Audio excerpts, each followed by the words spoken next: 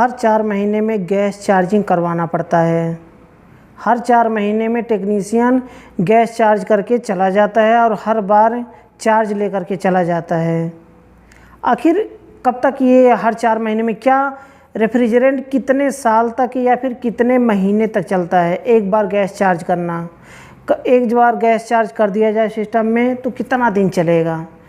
4 महीने, 6 महीने, 1 साल, 2 साल, कितने दिन में गैस ख़त्म हो जाता है?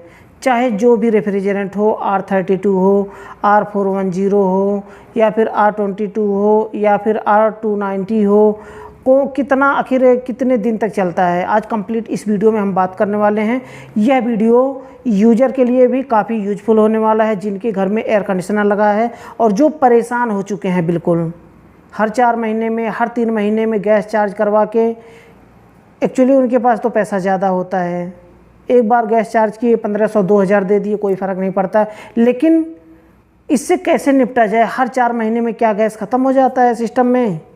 एयर कंडीशनर हो या फिर रेफ्रिजरेटर हो, कोई भी रेफ्रिजरेशन सिस्टम हो, स्प्लिट एसी हो, विंडो एसी हो, इन्वर्टर एसी हो, नॉन इन्वर्टर हो, कोई भी हो, क्या 6 महीने में, 4 महीने में गैस ख़त्म हो जाता है?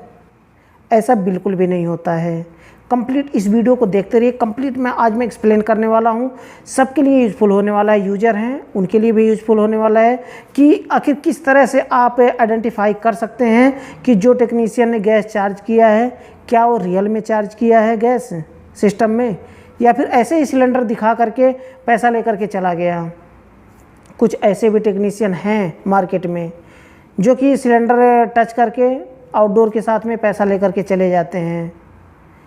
मैं किसी की बुराई नहीं कर रहा हूँ, लेकिन फ़िलहाल ऐसा नहीं करना चाहिए किसी के साथ में भी। काम करिए, खुल के काम करिए, जो मेहनत है वो मेहनत करके उसका पैसा लीजिए। तो वीडियो को कंप्लीट देखते हैं। उससे पहले मैं बताना चाहूँगा कि चैनल को सब्सक्राइब नहीं किया है तो चैनल को सब्सक्राइब कर लें और बेल आइकन को प्रेस करके ऑल पर क्लिक कर लें, ताकि जितने भी वीडियो मैं बनाऊँ आपको सबसे पहले नोटिफिकेशन मिल पाए और वीडियो को देख पाए सबसे पहले। क्योंकि मैं बहुत ही इम्पोर्टेंट टॉपिक पर हमेशा मैं वीडियो लेकर के आता हूँ, जो बिल्कुल नायाब होता है, जो किसी ने भी यूट्यूब पर वीडियो नहीं बनाया हो, उस टॉपिक पर मैं वीडियो लेकर के आता हूँ। इसलिए चैनल को सब्सक्राइब ज़रूर कर लें। तो बात करते हैं कि रेफ्रिजरेंट 2 महीने में, 4 महीने में, 6 महीने में, कितने महीने में ख़त्म हो जाता है? रेफ्रिजरेंट कभी भी ख़त्म नहीं होता सिस्टम में। अगर 10 साल तक अगर लीक ना हो, 20 साल तक अगर रेफ्रिजरेंट लीक ना हो, उसमें पाइप में कहीं भी लीक यानी होल ना हो, छेद ना हो उसमें, तो कभी भी रेफ्रिजरेंट सिस्टम से ख़त्म नहीं होता है, चाहे वो सिस्टम 20 साल पुराना ही क्यों ना हो। बहुत से ऐसे सिस्टम हमने देखे हैं, विंडो एसी, स्प्लिट एसी तो इतना पुराना नहीं देखा हूँ कि रेफ्रिजरेंट चार्ज ना किया गया हो, लेकिन विंडो एसी 20-20 साल पुराना मैं देखा हूँ ऐसा, जो कि अभी तक वही रेफ्रिजरेंट है जो कंपनी ने चार्ज करके दिया था। अब ये लीकेज क्यों होता है? लीकेज एक्चुअली होता है ना, कभी कभी बाहर के साइड में कंडेंसर होता है तो कंडेंसर में लीकेज हो जाता है, क्योंकि बाहर में गर्मी, मॉइस्चर और बहुत सारे ऐसे कुछ, जो एक्चुअली ना ज़्यादा लीकेज कहाँ पर होता है पता है? जो जैसे होता है कि गंदा नाला के किनारे पे जो एयर कंडीशनर लगे होते हैं आउटडोर, वहाँ पर कंडेंसर आउटडोर में ज़्यादा लीकेज होता है। इसलिए कुछ कंपनियाँ ऐसा है कि जो कि कंडेंसर कॉइल में, कूलिंग कॉइल में, उसमें प्रोटेक्शन लगा के दे रही हैं। ब्लू या फिर ब्लैक, दो तरह के प्रोटेक्शन आते हैं। उसमें पेंटिंग किया जाता है, कोटिंग की जाती है, जैसे पेंटिंग होता है ना, उसी तरह से कोटिंग की जाती है। अगर कोटिंग आप करवाना चाहते हैं तो अपने window air conditioner, split air conditioner में करवा सकते हैं कोटिंग, कोई दिक्कत नहीं, कोई ज़्यादा कास्ट नहीं होता है उसका, कोटिंग करवा सकते हैं। ये तो हो गया लीकेज से बचाने के लिए, लीकेज से आप बचा सकते हैं सिस्टम को, क्योंकि एक बार लीकेज हुआ सिस्टम ना, तो कम से कम 2000 से लेकर 2500 तक आपका खर्च हो सकता है, क्योंकि अलग अलग टेक्नीशियन का अलग अलग मार्केट में अलग अलग रेट है। फिक्स रेट नहीं है कि इतना 1500 या फिर 2000 या फिर 2500 इतना रेट है रेफ्रिजरेंट चार्ज करने का, या फिर टॉपअप करने का क्या रेट है, या फिर 1 टन में चार्ज करने का क्या रेट है, 2 टन में चार्ज करने का कितना रेट है, 3 टन में रेफ्रिजरेंट चार्ज करने का क्या रेट है, या फिर R22 चार्ज करने का कितना, R32, R410 अलग अलग कितना चार्ज है, कोई फिक्स नहीं है। कोई भी टेक्नीशियन कितना भी कहाँ से भी ले लें, इसलिए कोई फिक्स नहीं है। आप इसको मार्केट में ऑनलाइन पता कर सकते हैं रेफ्रिजरेंट का प्राइस क्या है।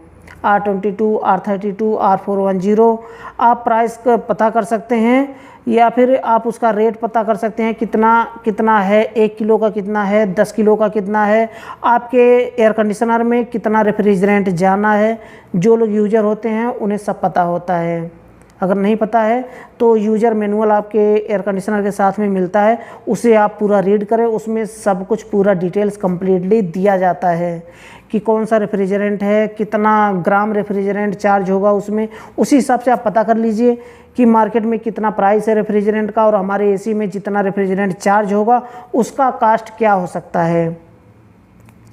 क्योंकि होता क्या है कि एक तो गैस का चार्ज होता है, प्लस जो टेक्नीशियन होते हैं अपना सर्विस चार्ज लगाते हैं। तो कोई भी लगाएगा, जाहिर सी बात है, कोई भी टेक्नीशियन हो अपना सर्विस चार्ज लगाएगा उसमें, चाहे 500 लगाए, 1000 लगाए या फिर 1500 लगाए, जो भी हो, लेकिन अपना चार्ज लोग लगाते हैं साथ में।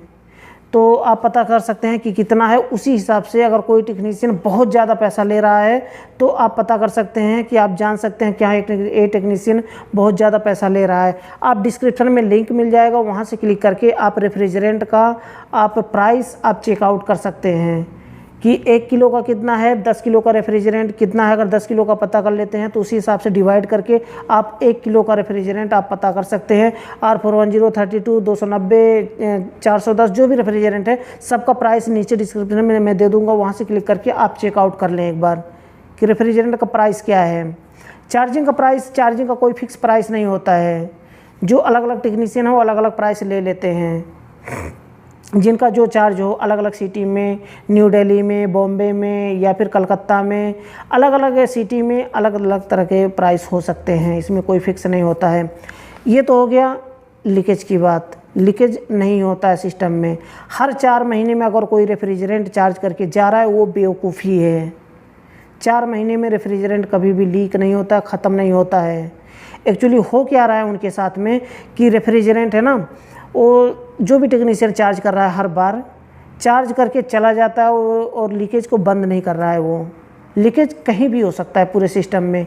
इंडोर में हो सकता है, फ्लेयर नट पे भी हो सकता है, आउटडोर के कंप्रेसर के साथ में हो सकता है, डिस्चार्ज या फिर सक्शन लाइन में या फिर कैपिलरी के साथ में, कहीं भी हो सकता है लीकेज।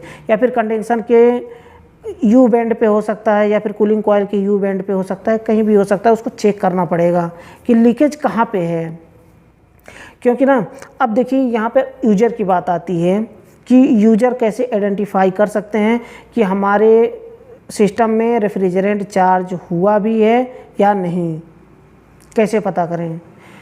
तो वहाँ पर आपको देखने के सिंपल सा होता है। मैं गैस चार्ज करना कई बार मैं बता चुका हूँ कि गैस चार्ज कैसे किया जाता है। अगर सिस्टम में गैस जा रहा है तो क्या फीलिंग होती है, देखने पर कैसा पता चलता है, गेज में नीचे डिस्क्रिप्शन में लिंक मिल जाएगा, वहाँ से क्लिक करके उस वीडियो को देखिए और सीखिए, जानिए कि सिस्टम में जब गैस जा रहा होता है तो क्या फील होता है, कैसा दिखता है। तो लेकिन फिर भी मैं बताना चाहता हूँ अभी भी, अगर मानिए कि आपके एयर कंडीशनर में आधा गैस है, यानी कि R22 से मैं शुरू करता हूँ, R410, R32 जो भी हो रेफ्रिजरेंट चार्ज होगा तो पता चलेगा। R22 से मैं बात करता हूँ। R22 में अगर आपके एसी में गेज लगाएगा कोई भी टेक्नीशियन, वहाँ पर खड़े होकर के देखिए कि प्रेशर कितना है गेज में। वहाँ पर 50, 100, 200, 250 या फिर 10, 20, 30, 40, 50, 60 इस तरह से लिखा होता है गेज में। गेज आप देख सकते हैं, ये होता है गेज। गेज देख सकते हैं। मैं आपको गैस चार्ज करना भी दिखा रहा हूँ इसमें। इसको देखिए और समझिए कि गैस चार्ज हो रहा है तो कैसा मालूम हो रहा है, और गैस चार्ज उसमें कम है गैस या फिर बिल्कुल नहीं है तो कैसा है गेज। अगर गैस आधा है सिस्टम में तो वहाँ पर 20 का प्रेशर या फिर 30 का प्रेशर सुई ऊपर की तरफ होगी।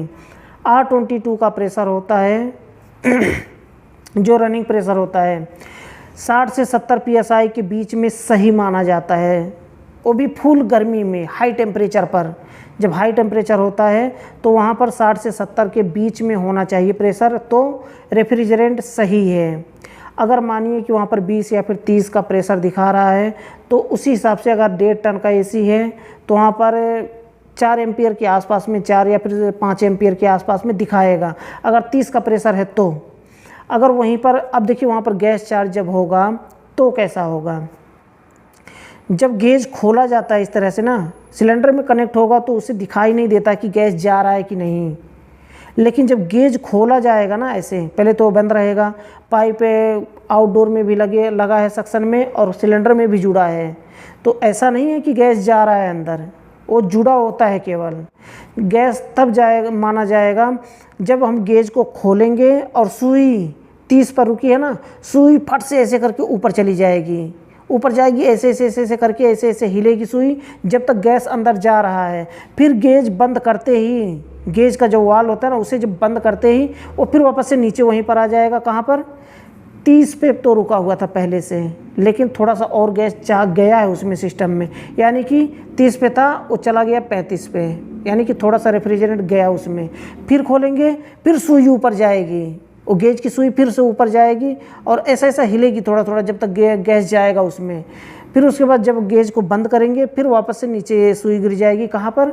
पहले तो 30 था, फिर 35 हुआ, अभी 40 पे आके रुक गया। जैसे मैं एग्जांपल में बता रहा हूँ, हो सकता है वहाँ पर 39 भी हो, 42 भी हो, 43 भी हो, 45 भी हो, जैसा हो सकता है, लेकिन कुछ डिफरेंस आएगा वहाँ पर। और सुई ऊपर ऐसे जाएगी तो फिर समझ लीजिए कि सिस्टम में गैस जा रहा है। और साउंड भी आता है, सो करके साउंड आता है कि जैसे रेफ्रिजरेंट सिस्टम में जा रहा हो। अब बात करते हैं एम्पियर की। क्लैम मीटर लगा हुआ है सिस्टम में। क्लैम मीटर को भी देखिए, पहले 4.5 या फिर 5 एम्पियर नॉर्मली 30 के प्रेशर पे ले रहा था। अब वहाँ पर एम्पियर कितना होगा?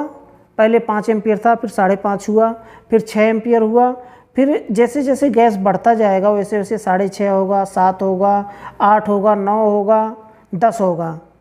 1.5 टन का एसी 6 से लेके 8-9 एम्पियर तक लेता है, और 2 टन का एसी जो है ना वो 8 एम्पियर से लेके 11-13 एम्पियर तक लेता है। 1 टन का एसी यही कोई 4 से 6-7 एम्पियर के अराउंड में लेता है। तो इन्वर्टर एसी की बात नहीं कर रहा हूँ, ये इन्वर्टर नहीं, ये नॉन इन्वर्टर है।